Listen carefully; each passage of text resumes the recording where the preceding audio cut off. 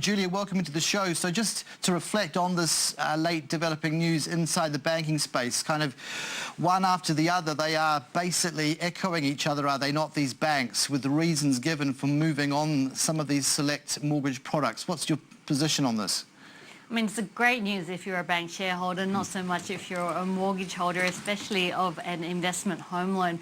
But altogether, when you see the repricing of books, it tends to be good news for the net interest margin. And when you do see rational pricing across the banks like this, it tends to be a positive for the whole sector, because otherwise the competitive pressures with all of the big four banks focus very much in on the domestic housing market. You'd expect cutthroat competition, but it looks like the banks are being pretty rational in terms of their pricing and repricing of their loan books. We know that interest rates globally have been rising, and this week we did see the US raising interest rates for the third time in 11 years. So altogether, I don't think much of a surprise there. I don't think that there'd be much of a concern from the regulator's point of view, given that the prudential controls are tightening to try and get that housing market under control on the East Coast.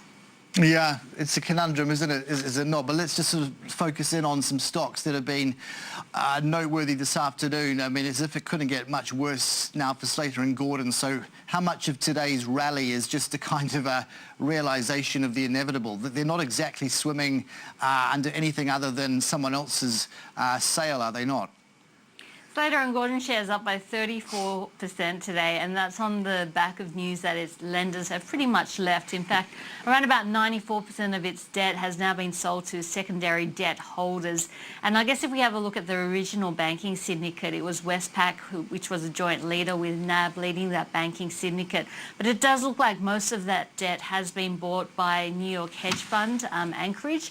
And look, the big question for Slater and Gordon was always whether it was going to keep on going as a going concern or whether the administrators would be called in. And today we heard news that, look, it's going to continue as a going concern. Anchorage looks like it's committed to keeping Slater and Gordon solvent, and that's all the shares are doing today, pricing in that fact that it looks like Slater and Gordon will get its debt to equity deal that it's been pushing for, and it'll continue to operate as a business, and therefore the shares are up by 34%.